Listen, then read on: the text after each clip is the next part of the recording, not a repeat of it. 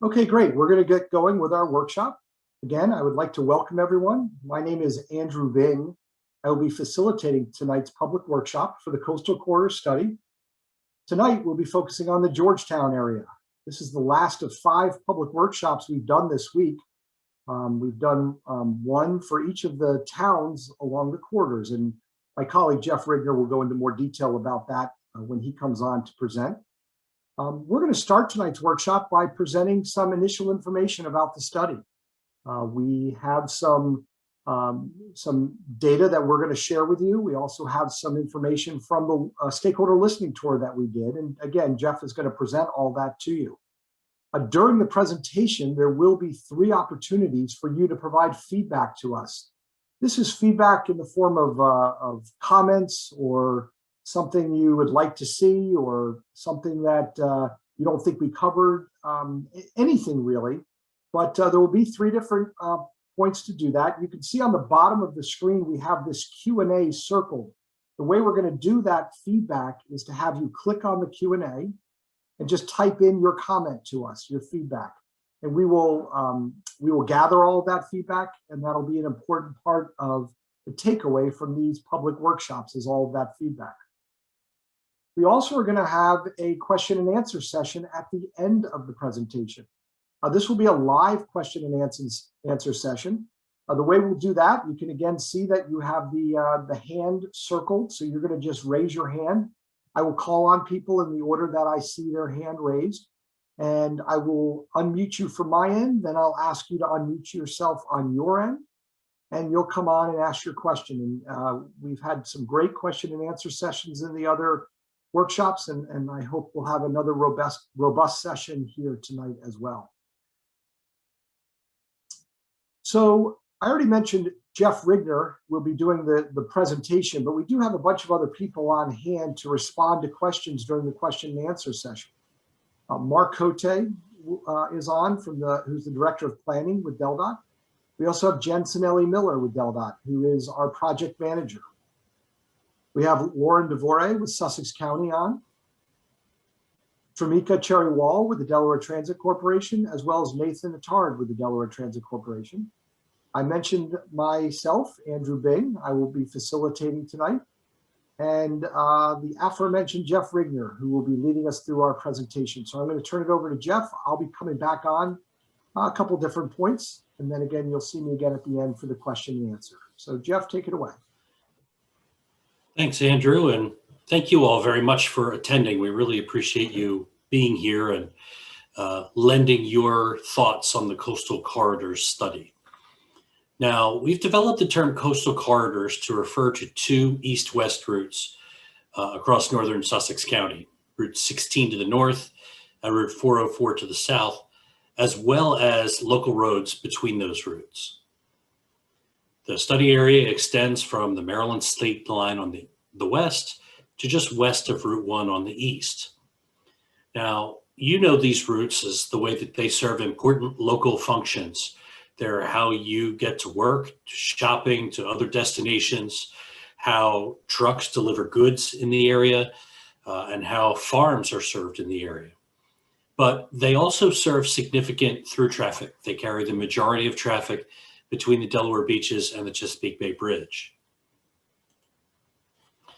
And a number of things are happening in the area that cause us to take action now and really do a good job planning for the future.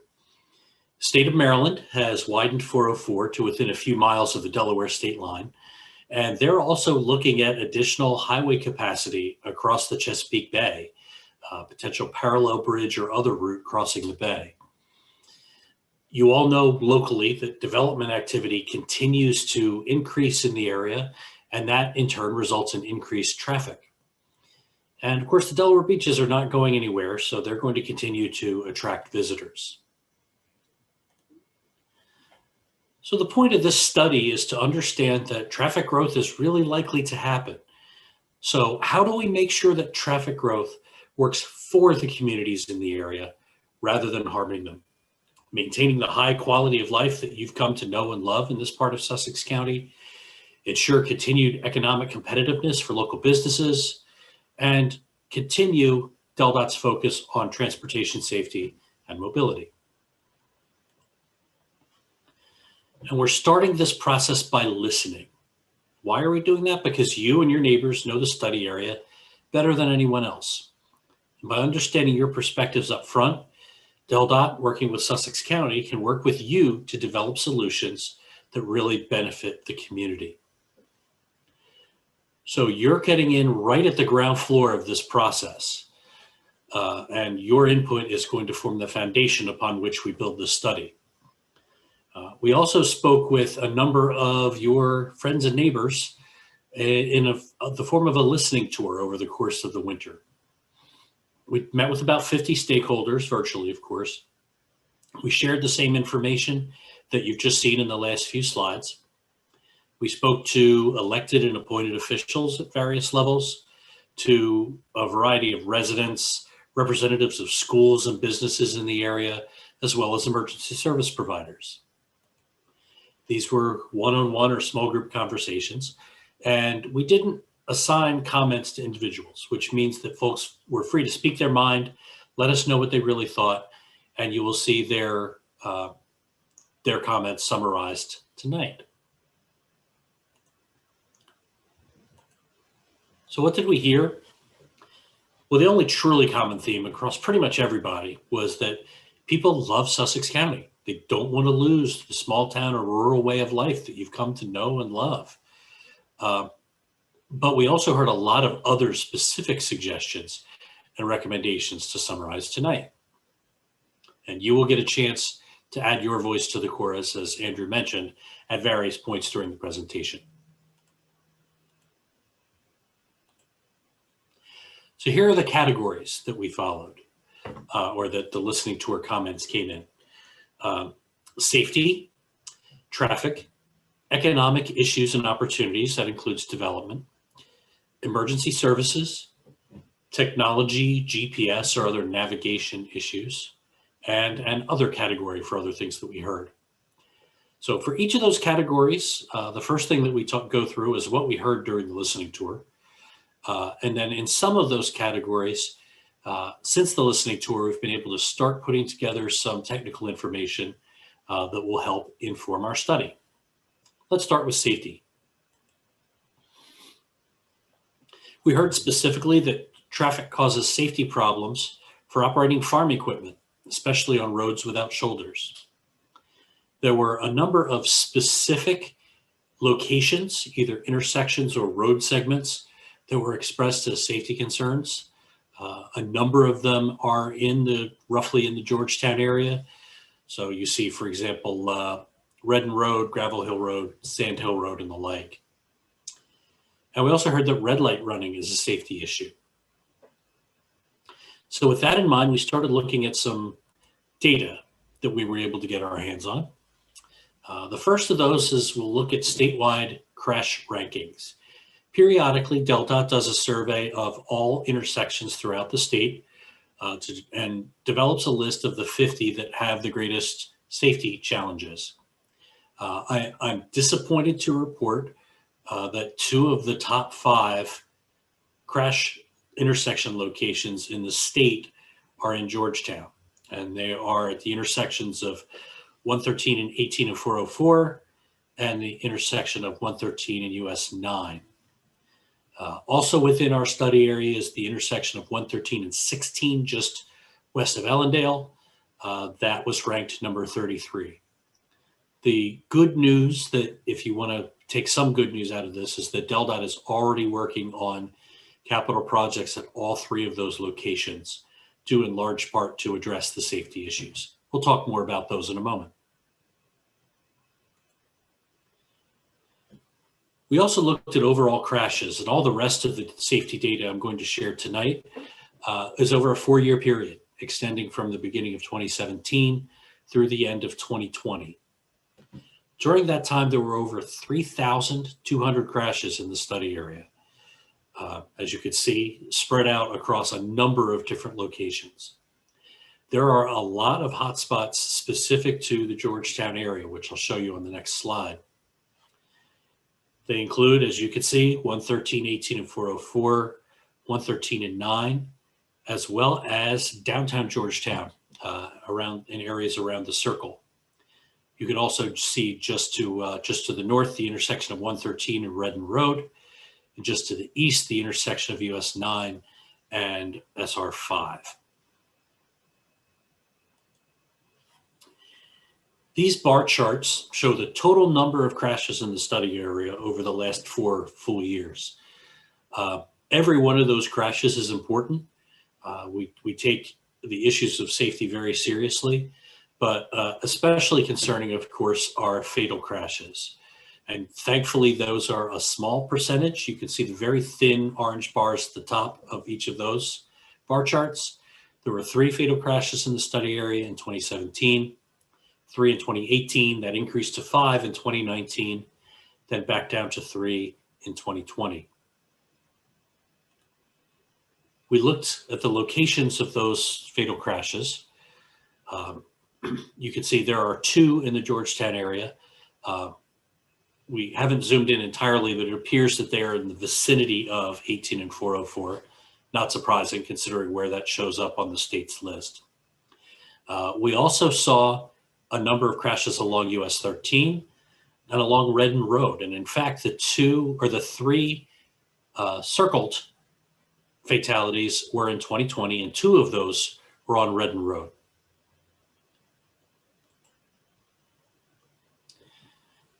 We also looked at crashes involving pedestrians or cyclists. There were 14 of those during that 4-year period. 3 of those resulted in fatality, in each case a pedestrian. Georgetown really is a hotspot in this category as well. And you can see the significant number of pedestrian and bicycle crashes in that area. We also looked at the types of crashes. The biggest circles that you see are the red one, which is front to rear crashes. So a vehicle runs into the vehicle in front of them, or single vehicle crashes. 16% of those, of the total crashes were single vehicle crashes involving someone hitting a fixed object running off the road. And 10% of the total crashes involved hitting a deer. So we'll look a little more closely at that. There are a number, as you can see, of other hotspots. The biggest one that really stands out is the S-bend on Route 30, just northeast of you in Georgetown, between Georgetown and Milton. There were 25 crashes along just a 1.25 mile stretch of road in that area. And you can see there's a bit of a concentration. Fixed object crashes appear to be along North Bedford Street and along East Market Street and around the circle.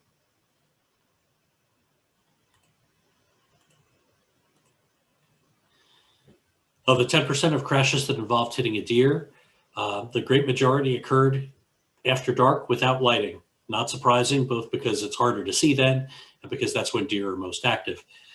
In this case, Bridgeville really appears as a hotspot for deer crashes. And of course, you would expect those are mostly out of town. And in the Georgetown area, you see those a little bit on 404 to the west, but clusters of them on 113 to the north and on 9 to the east.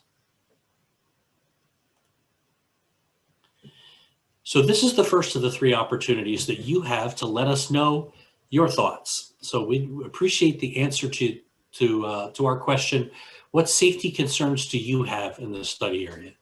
You're welcome to comment on some of the information I've presented in the previous slides or add your own new ideas. So please go ahead and go to that Q&A box that Andrew mentioned earlier. Click on that and type in your concerns about safety. So again, thanks, Jeff. We're going to do a question and answer at the end of the presentation, but right now we're really focused on trying to hear any comments or thoughts you have related to safety. So just type them into that Q&A box. I also want to let people know, because we've had a few people join since we started, that again, we will be doing a Q&A at the end. We will have 3 opportunities during the presentation to provide feedback. This is one of them. We'll have 2 more. And unfortunately, if you're on by phone, you can't participate in this feedback session. You'll have to send us an email or some other form to get your comments in. But if you are on by phone, you can participate in the Q&A at the end. You will hit *9 on your phone to raise your hand to let us know you have a question, and then *6 to unmute yourself. I'll explain all of that again at the end, but I just wanted to let the person who's on by phone know that. So you can fill out comments and feedback in the Q&A throughout the presentation. We're going to keep going with our presentation onto our next area, but feel free, if you think of something related to safety, to let us know. Jeff, back to you. Thank you. I did see that there are some questions in the Q&A. I think to answer all three that we've received so far, we'll be looking very closely at specific crash patterns and specific safety concerns as we move forward. We don't have more detailed data yet. As I mentioned, we're just getting started with listening to you first, but we will be looking at specific crash patterns as we move forward. So with the safety topic listed first, we'll move on to traffic. Of course, as you might expect, we get a lot of comments on traffic. There are actually 2 slides worth as part of our listening tour. We heard that to avoid congestion, drivers are using secondary roads that aren't necessarily designed for that traffic. We heard that service workers, many of whom work in eastern Sussex County, live to the west because housing is more affordable, which means that they need to travel east-west roads to their jobs. The folks mentioning this said that that means congestion is no longer just on the weekends, it's all the time. And we'll be speaking to that in a little bit. And yes, we've seen some data that supports exactly that. We heard that improving the east-west roads without fixing the existing bottleneck on Route 1 will only result in feeding more traffic into the existing backup. We couldn't agree more, and DelDOT and Sussex County have a number of ongoing initiatives in the beach area to address exactly that concern. As with safety, we heard some specific concerns about individual locations. Actually, most of these were toward the east end of the study area. There's a fairly complex intersection of Cave Neck, Hudson, and Sweetbriar Roads near Milton. And the other 3 are along Route 16, also in the Milton area, at 30, at 5, and at 1. There was a suggestion made that there be some type of east-west route that doesn't go through downtown Georgetown. We also heard a potentially conflicting suggestion that I'll mention later. So this is a sticky issue that we'll definitely be looking at in some more detail. And in a more general sense, it was suggested that we need to address truck traffic in the towns. So again, we have some data from a traffic perspective. These are average daily traffic across the course of the whole year. This was 2019, so prior to the pandemic. And you could really see that 13 and 113 stand out as having the highest traffic volumes, in excess of 20,000 vehicles per day. Not surprisingly, DelDOT has already undertaken significant studies for 13 and 113, which is why we've turned our attention to the east-west routes. And you can see that traffic on them is also pretty significant. Large stretches of 18, 404, and 9 carry more than 10,000 cars a day. And the remainder of 18 and 404, as well as large portions of 16 and 5, carry more than 5,000 cars a day. And of course, that traffic is just likely to increase for the reasons I mentioned earlier. We also looked at level of service at a selection of signalized intersections. Level of service is a letter grade. It goes from A at the best to F at the worst. In most conditions in Delaware, level of service D is the threshold between acceptable and unacceptable levels of delay. So we looked at those intersections within the study area for which we had counts in the last 4 years. I mentioned the pandemic earlier. The last year has been unlike any other for any of us. And we definitely saw that from a traffic perspective. Traffic volumes plummeted right about a year ago, and they still have not fully returned to form, although they've greatly rebounded. So we did not collect new data last year. It wouldn't be representative. We're hopeful that we will be able to collect some new data, or at least make some reasonable estimates during 2021. So for the intersections that we did have data for, we did look at level of service. You can see those intersections and dots on the map. The only intersection that fell to level of service D was in Georgetown at the intersection of 113, 18, and 404. We did not have count data at 113 and 9. We did have count data just to the north at 113 in College Park Lane, and that is operating at an acceptable level of service. Although there is some north-south congestion through Georgetown, which I will mention in a second. Next, we looked at a measure called travel time reliability. Many of you may not be familiar with this term, but it's actually a really common sense way to look at congestion and how it affects everyone's daily life on a regular basis. So I want you to picture that you need to be at work at 8 o'clock and that the off-peak travel time, so, at night or, whenever it may be on a winter weekend, is 15 minutes. If you are able to leave for work 15 minutes beforehand and reliably get there on time, that means you have a good travel time reliability. You don't have to worry about congestion on your way to work. Those are the lines that are shown in green on these maps.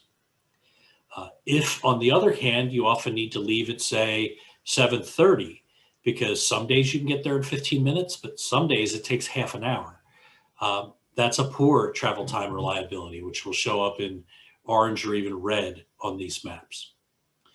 And we looked at 3 different time periods. The first is the morning peak. Again, this is from 2019, so it's before the pandemic.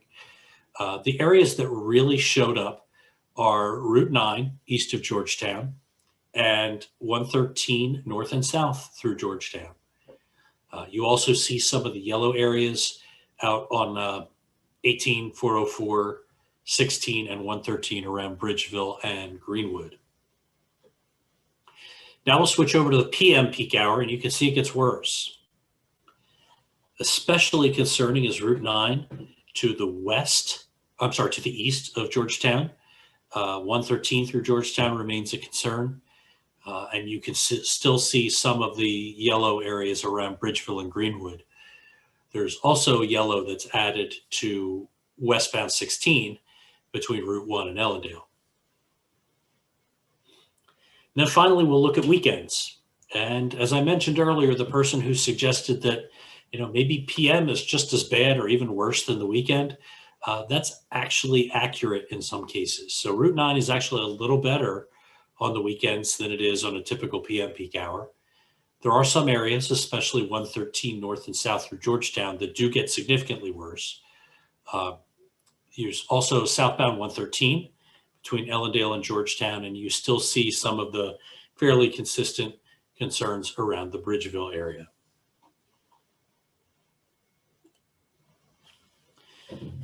So now we'd like to ask the same question of you about traffic. What traffic concerns do you have in the study area? What areas of congestion do you experience as you travel within the coastal corridors area? Are there places where it's difficult to make a turn because it's hard to find a gap in traffic? Please open the Q&A box and go ahead and let us know your thoughts. Thanks, Jeff. And again, we'll do questions at the end, but we just focused on safety. Now we're doing traffic, and we'll have one more section where we'll seek feedback from you. Again, this is important to get this type of feedback from you. We obviously have to do these workshops as virtual workshops. We're not able to be in person, where oftentimes there's more of a conversation. We can talk to you, get a little better understanding of things. So we really hope you take advantage of the Q&A box to share with us your feedback and comments about traffic concerns. So we will keep this Q&A box open throughout the entire evening, so don't feel like you're missing your opportunity. You can comment on safety at any point, and same with traffic. And when we get to our third section, same thing. I'll turn it back over to Jeff to continue with the presentation. And if this is something that you would rather think about for some time, we will provide an email address specific to the project that you're able to submit additional thoughts after the workshop, or that your friends and family can if they're unable to participate tonight. So let's move on to some of the other categories that we heard about in the listening tour. The first of those is economic issues and opportunities. We heard from some folks that some level of traffic is good for local businesses, especially retail establishments that rely on that traffic passing by on a regular basis. We heard both from an economic perspective and a quality of life perspective that it's important to preserve productive farmland in Sussex County. I mentioned earlier that someone said there needs to be an east-west route that doesn't go through downtown Georgetown. Someone also said we don't want a bypass that draws all traffic away from downtown businesses. We take both of those seriously. That's a very difficult decision to make, and we'll consider both of those opinions. We all know there's a high volume of trucks associated with the poultry industry. Caution was given that trucks do not only use the main roads to get to and from processing plants, but also need to use smaller secondary roads to get to and from farms. We also heard a concern about the amount of development. With all the additional development that keeps occurring, folks are concerned that roads aren't able to keep up with it. So I'd like to speak to development a little bit. This is a map taken from last week from state and county resources showing development activity in the study area. I will zoom into the Georgetown area in a moment, but if you look at the whole study area, you can see it's pretty well spread out, but a little bit more concentration of those different color blobs as you get further to the east, not surprisingly because of the amount of development that has occurred in that area in the past. When you look specifically at the Georgetown, roughly the Georgetown area, a number of different projects stand out. You see residential projects that are there in purple, 4 of those off to the northeast side of town, a Clean Bay industrial property to the north side of Route 9 east of Sand Hill Road, and then one listed as Village of College Park Sun Behavior Health, which is classified as a mixed-use development off to the northwest corner of 113, 18, and 404. And I'll talk a little bit later about future traffic, and we take into account all of this development activity, as well as developments that may have already been approved and are under construction but aren't finished yet. Those may not show up on this map, but we do take those into account as we develop our traffic models. We also heard about emergency services. We very deliberately sought out emergency service providers to get their opinions. We heard that there's a need for a mass evacuation route that can quickly get large numbers of people away from the beach in the event of an emergency. We heard that there are difficulties for east-west travel to emergency services in Milford and Lewis. There are somewhat limited services, certainly no hospitals in northwestern to central Sussex County, so folks need to go to Milford or Lewis or to Seaford. We also heard from these emergency service providers that congestion, especially during the summer, can hinder emergency response vehicles from getting to emergencies. Next, let's talk about technology. There was a suggestion to better use technology to direct people to take certain routes, depending on where they're going based on current conditions. We certainly heard that GPS sometimes directs trucks to small local streets and roads, and the suggestion was made to modify that GPS to make sure the trucks use truck routes. We did hear from someone that traffic on 404, to their mind, appeared worse in the past, and that GPS wayfinding may have dispersed some traffic to other roads.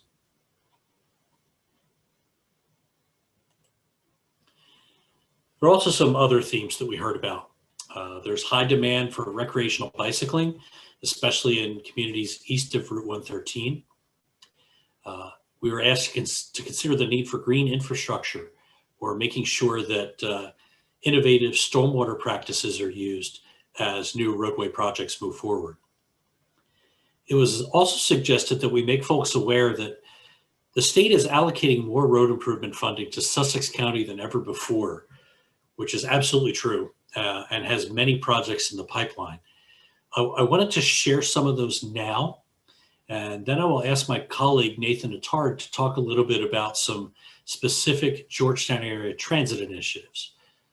Before Nathan comes on, I'll show you an overall map of DelDOT projects throughout the study area. you can see they're dispersed in a number of places. The Coastal Corridor Study Area is the purple dashed line. In the purple diamonds are Capital Transportation Program projects. They're in DelDOT's 6th year, as we call it, CTP. Those tend to be larger projects. Specific to the Georgetown area, there are a bunch of them. There are grade separations at 113, 18, and 404, which is in design. That is scheduled to go to construction in 2024. There are 2 phases of the relocation of Park Avenue. One of those phases, the western phase, is going to be moving forward in, later this year, and the second phase 2 years after that. Many of you are familiar with the construction that has started at the Georgetown East Gateway improvements, which is the intersection of US 9, Sand Hill Road, and Airport Road. And then finally, a project that is in the capital program but has not yet started, and that's US 113 at US 9, a proposed grade separation as well. There are a number of bridge projects in the study area that are shown by the green diamonds, specific traffic projects with blue diamonds, 2 segments of the Georgetown to Lewis Trail in gold. One of those is the Georgetown end of the trail. And then finally, a number of pavement rehabilitation projects that are shown in red. And you can see here the great concentration of improvements that are going on specific to the Georgetown area. So these improvements are not just for traffic or for bicycle and pedestrian travel. There's also work on transit. So I'll ask Nate to go ahead and let us know about an exciting new DART initiative. Thank you, Jeff. I appreciate it. I'm here tonight to talk about DART Connect. DART Connect is a rideshare-like transit service that will use smaller vehicles to provide on-demand service, creating flexible routes for customers based on who is riding that day. This service is going to support first and last mile connections on DART's 3 fixed route buses in Georgetown, as well as trips across town and to Millsboro.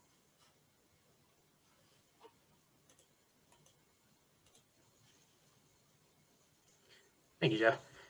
So DART Connect is going to serve Georgetown and Millsboro, including trips between the town. This service is going to replace the current 901 and 902 flex route services and is going to launch in April 2021.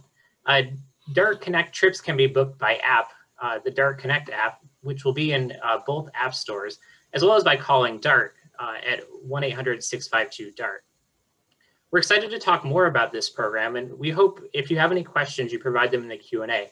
And we also ask if you're interested in our program more, we are available to talk. You can email us at dtc_dartconnect@delaware.gov for more information. Thank you, Jeff.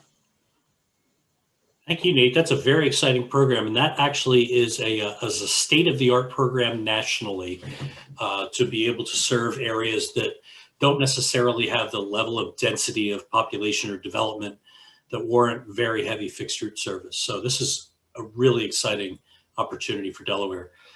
As we move through the last couple slides, I will ask, we have one more question for you, and then if you have questions for Nate, don't hesitate to raise your hand when the time comes in a couple slides. So one of the last thing that we list under other themes is there for a reason. We heard from multiple people that it's important that the public be involved in the conversations about how to plan for future traffic growth. That's exactly why the state and county are here tonight. We're doing our best to plan for the future. It's hard to do that, especially when there are some issues that don't yet express themselves in terms of traffic congestion or safety, but we have a pretty good idea of what's coming. And we want to make sure that you're in at the ground floor telling us exactly what types of things that you would like to see to best preserve quality of life in the area as traffic grows. So we'll ask our third question of you now, and that is, what other transportation issues do you experience in the coastal corridors area? It could be about safety, it could be about traffic, it could be about any other issues. This is your final opportunity tonight to type those into the Q&A box. Again, as I mentioned earlier, if you don't get a chance to do that now or would like to think about it a little bit, we'll provide an email address for you to provide some follow-up information. And again, we'll be getting to our Q&A now. So if you do feel like asking a question, and we hope you do, just hit that raise your hand feature at the bottom of your screen, and that will indicate to me that you want to ask a question. I don't think the person who was on by phone is any longer on, so you don't have to address that. But again, just raise your hand now, and we're going to get to questions pretty soon here. So Jeff, why don't you finish us off here? Yep, just 2 more slides and then we'll get to questions. So the next logical question is, what happens next? What do we do with all the information that we've gotten from all of you in the public workshops and the listening tour and everything? Well, we're going to compile your comments. We heard from folks in Ellendale on Monday, in Greenwood and Bridgeville on Tuesday, in Milton last night, and now finally, since it's just Georgetown folks on, we'll say we saved the best for last. No, we take everyone very seriously. But we got comments from each of those towns, and we really appreciate all the input that you've provided. We'll put that all together, and we will look at that alongside traffic modeling. So we look at existing conditions. Like I mentioned, there are a lot of intersections we don't yet have recent data for that we'll need to gather. We'll also use modeling to anticipate what future conditions may be 20 and 25 years from now. We have some tools that allow us to come up with some pretty reasonable estimates for what we think things are going to be like. And then once we are able to put all that together, we'll come back to you with a summary of what we've identified as transportation needs or the problems that will need to be addressed in the study area, ranging from issues that exist right now to issues that might exist 25 years in the future. So you can definitely keep in touch with us. You will see updated information when it's available on DelDOT's project website, coastalcorridors.deldot.gov. This presentation is posted there, and we'll continue to provide updates there as we find out more. We will be coming back to you later this year with an additional public workshop. We sure hope that that's going to be in person, but we may also have a virtual option for those who are not able to attend in person. You're also welcome to reach out to DelDOT's project manager, Jen Sinelli Miller, who you saw at the very beginning, and who I'm sure will also be participating in answering some of your questions. You see her phone number and email address there. Probably the best way to keep in touch with her for this project is using a project-specific email address, coastalcorridors@delaware.gov. That does go directly to Jen and allows her to keep comments on coastal corridors all in one spot. So again, if you have additional comments, questions, concerns that we're not able to address tonight, email coastalcorridors@delaware.gov. And that is all I had. So you've been looking forward to the opportunity to ask questions, and here's your chance. Great, thanks, Jeff, and great job going through that presentation. A lot of good information there. Jen, did you want to say something before we open up to Q&A? Yeah, so I did see a question come through from Bob Rager. I just wanted to address his quick question about 404 dualization. So that is actually kind of what directed us to this study, right? Like that was Secretary Cohen and now Secretary Majewski's concern that the dualization of 404 on the Maryland side would eventually impact the Delaware coastal travel routes. So that's why we are looking at this now. We're trying to get ahead of the game before we are years down the road and there's more traffic coming at us. So, yep.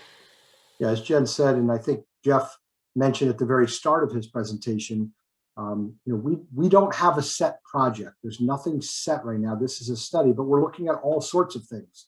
And whatever comes out of this study, what the data shows, what the comments and everything we get from the public, and maybe there's a way that we can build some consensus around some ideas going forward, and maybe one of them, could be, as Jen said, what she just discussed. So a lot to get to, but we're just at the beginning of our study, and this would be a great time for some questions. I don't see anyone raising their hand, so I don't have anyone to go to right now. And I think Jeff, a few hands just popped up just like that. Great. So I'm going to go to Annette first. Annette, I just allowed you to talk. You just have to unmute yourself. Thank you. Yep, go ahead. First of all, I don't think we should be patting ourselves on the back just yet that the state is spending the most money it ever spent in Sussex County. In reality, Sussex County is the fastest growing county in the state, in addition to being the largest. So I would think the fact that the state is spending money here should just be a no-brainer. This is where the money should be spent.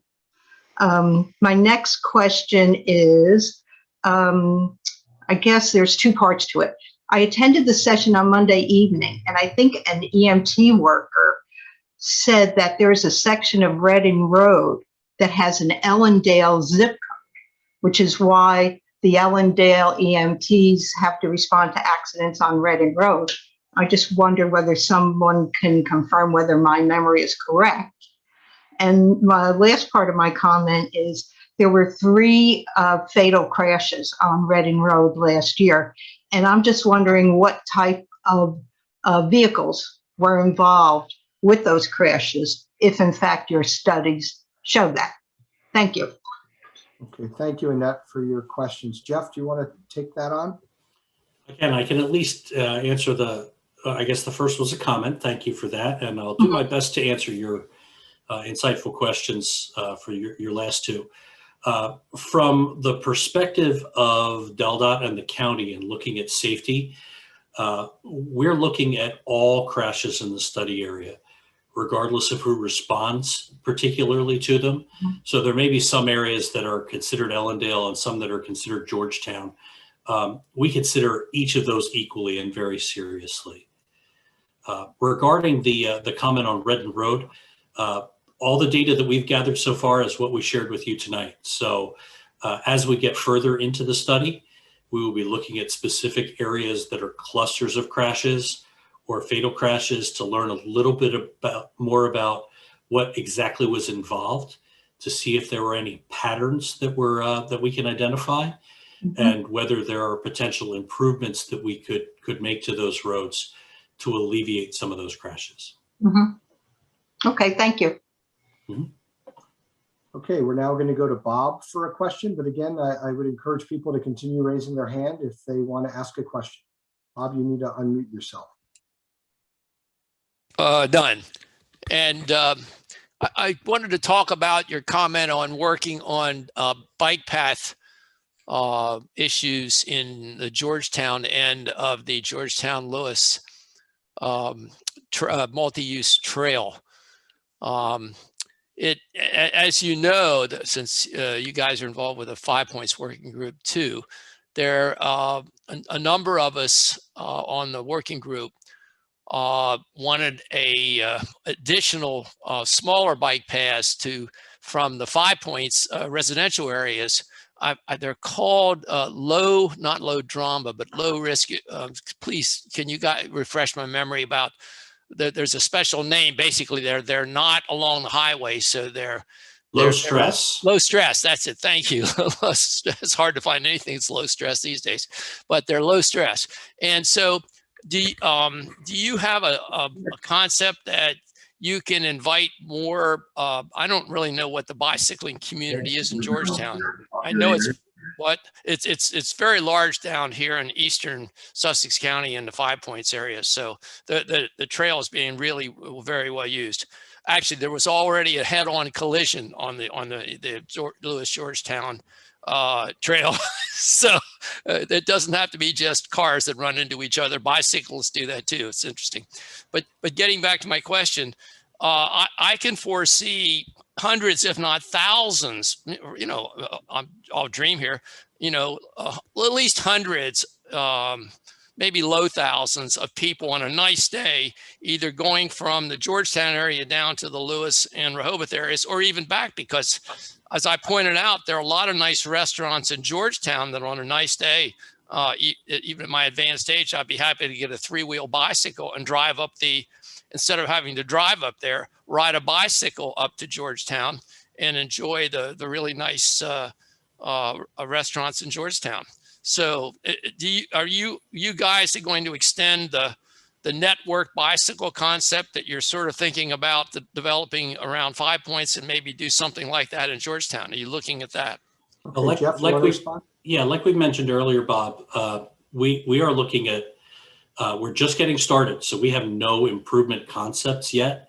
It's far too early to suggest that we'll have specific recommendations. It is entirely fair to say, though, that DelDOT, it looks carefully at every mode of travel these days. DelDOT is no longer a highway agency. It's a multimodal transportation agency. And certainly improvements for walking and biking alongside transit that you heard about, as well as for people driving, are going to form important parts of all of our recommendations. Mark, did you want to jump in and add something? Sure, thank you. We've spent significant amounts of money working on the trail system around Lewis and Rehoboth, more specifically the Georgetown to Lewis Trail. So we are continuing to take down those sections and get them constructed. And we hope, in the next few years, we will have completed that whole length so that people can ride from Georgetown to Georgetown to Lewis on the trail. And so, we're not too far away from realizing that, which was once a dream a decade ago. Thanks, Mark. And again, I don't see any hands raised right now, but I do want to pose a question to either Nathan and or Tramika, if you guys want, if one of you wanted to come on.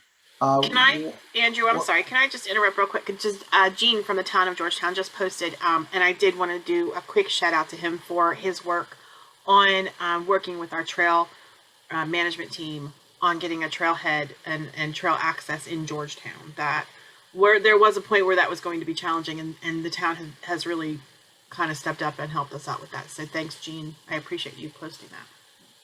Thanks, Jen. So again, Nathan or Tramika, someone said they were interested in hearing about that DART ride share, that this was the first they'd heard of it, and we're wondering if there's going to be more public outreach to make that more well known in the area. Maybe you could just expand a little bit on that and share any thoughts you have about any additional public outreach that might take place. Yeah, absolutely. And thank you for that question. We are actually going to hold 2 public workshops coming up. They're both going to be virtual, similar to this. We're going to do a daytime workshop on March 30th, 12:30 to 1:30, and a afternoon evening workshop at 5 p.m. on March 31st. That should be posted to DelDOT.gov in the next couple of days. We're also launching a website. It is not yet live, but it will be in the next couple of days. And we will be getting the word out via social media. We've been doing a lot of outreach to community stakeholders. We've been reaching out to businesses, and you'll be able to find information on dartforstate.com as well. Great, thank you for that. So stay tuned. So you don't have a web address yet that people, do you know what that web is? Or just going to be through the DelDOT, normal DelDOT kind of web? Yeah, the page is going to be at dartforstate.com/programs/dartconnect. It should be up in the next couple of days. Okay, great. Well, hopefully, that answers your question about more public outreach. Sounds like a couple workshops and a website, and hopefully, you'll be hearing more about that. Yep. And the person who asked the question said thanks. So that's always nice to see. Again, I don't see any hands raised. I don't think I see any additional questions through the Q&A, but I certainly encourage my team members, if you see something on there, go. But short of that, we will just be waiting for someone to raise their hand to ask a question.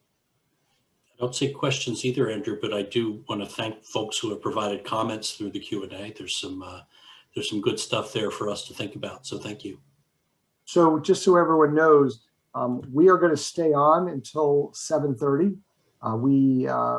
We advertised it as such that our workshop would start at 6:30 and end at 7:30. And so just in case anyone was trying to finish that last portion of dinner and is going to jump on late, we're going to stay on here. So just so you know, But I see Mark Cote's come on, so I assume, Mark, you have something you want to share as well?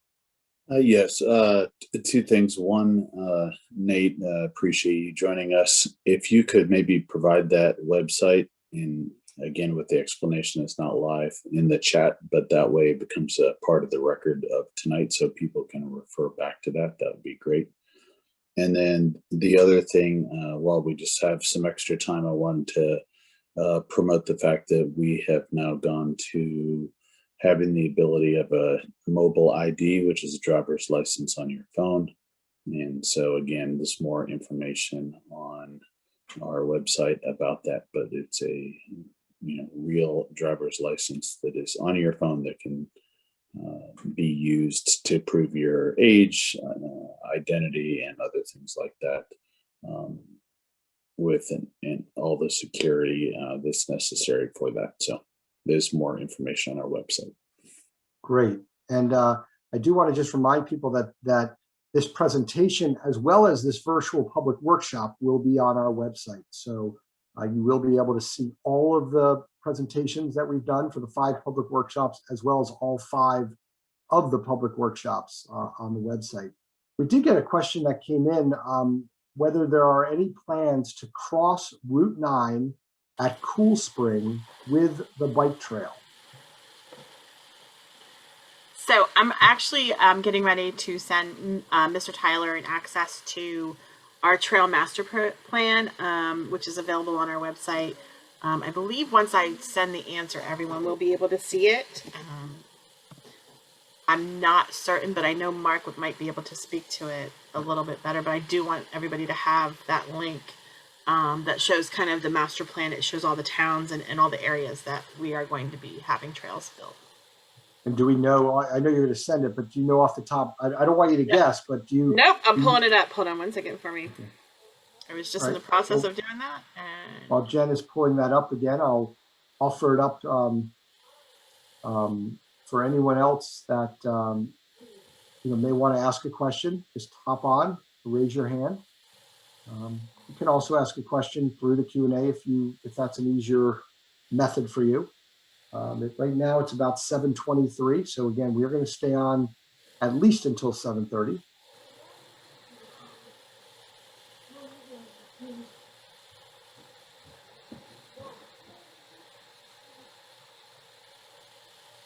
Okay, I see that Annette has a question. Let me, Annette, I'm going to unmute you. You need to unmute yourself at this point. Okay. I just need a little more clarification about my question about zip codes on Reading Road. Now, God forbid an accident happens on Reading Road and somebody calls 911. Does that get routed to the Ellendale EMTs? Why not the Bridgeville or Seaford EMTs? my understanding of the process of that is that it's the closest and who's available. Because Ellendale is not the closest. Ellendale is like 4 towns away. And if we're from having Reading Road on 113. Yeah, Reading Road is at Jeff, yes. Annette, excuse me for 1 second. Jeff, do you think you could go back to the study slide that we started the presentation with? And, we could at least, that's not a detailed slide, but at least it provides some reference point. Okay. I'll actually go to this map because it's not the study area slide, but at least you can see what's going on. Reading Road is right here. So it's halfway between Ellendale and Georgetown. Jeff, my understanding, you're probably using your cursor, but we can't see that, just so you know. Okay. Can you see now? Oh, now we can, yes. Okay. So it's halfway between Ellendale and Georgetown.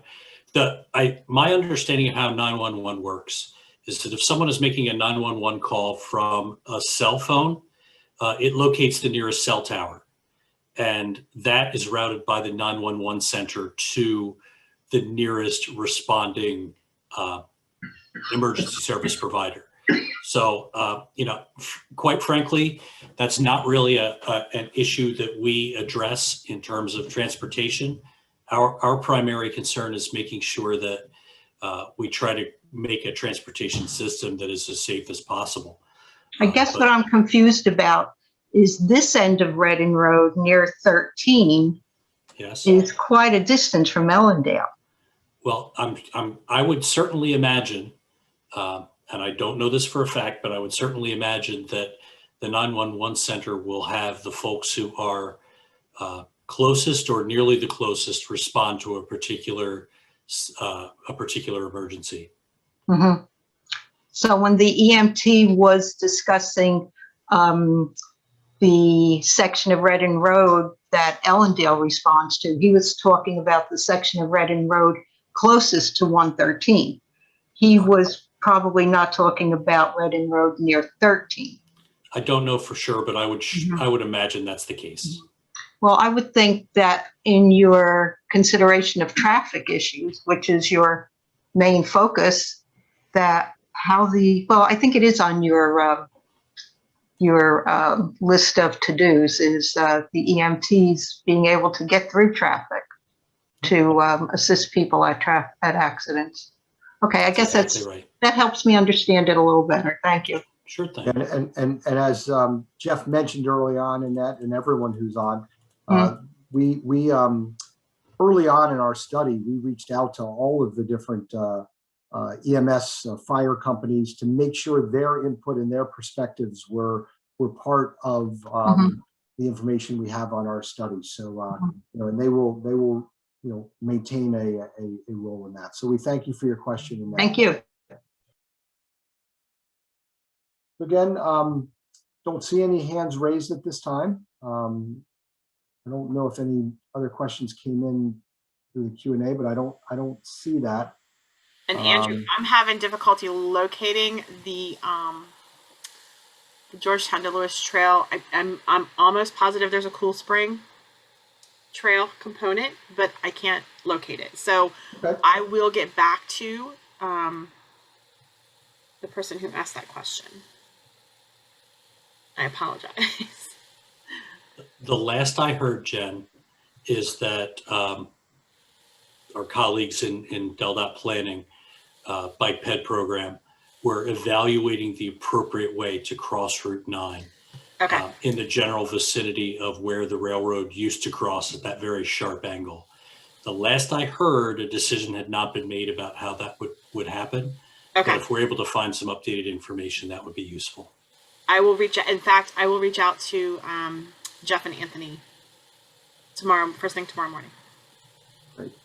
And again, we may be using chat and Q&A synonymously, but if you do want to type something in, you use the Q&A box to do that, not the chat, the Q&A.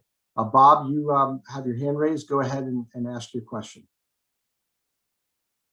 Unmute first and then ask your question.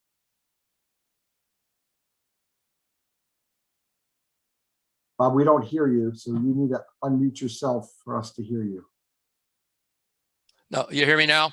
Yes, we can. Thanks.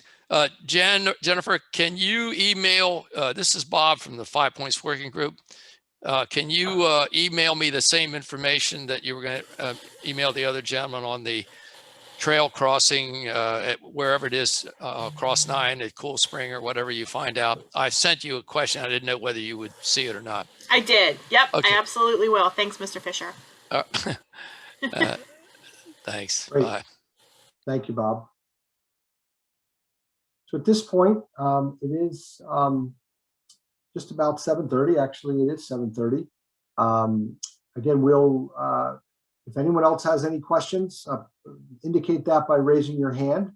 But short of that, I think we're going to wrap up our workshop, which wraps up all of our workshops. And this has been a great process for us. We've learned a lot, and we really appreciate all the time that people have taken. So I'm going to turn it back over to Jeff to close us out, but I just want to thank everyone. Have a great night. That's exactly what I'd like to do too. Thank you for your participation. Your comments are what drive this study, and all the information that you've been able to share tonight and that your friends and neighbors have been able to share over the last 4 workshops and the listening tour, as I mentioned, will form the foundation for our study. Please continue to keep an eye on our website, coastalcorridors.deldot.gov. As you heard, the presentations are located there. Links to the YouTube videos of the workshops are there. And Jen, as always, is available for questions and comments through her phone number you see there, or coastalcorridors@delaware.gov. Thank you so much for your participation. We hope you have a great night. Thanks, everybody.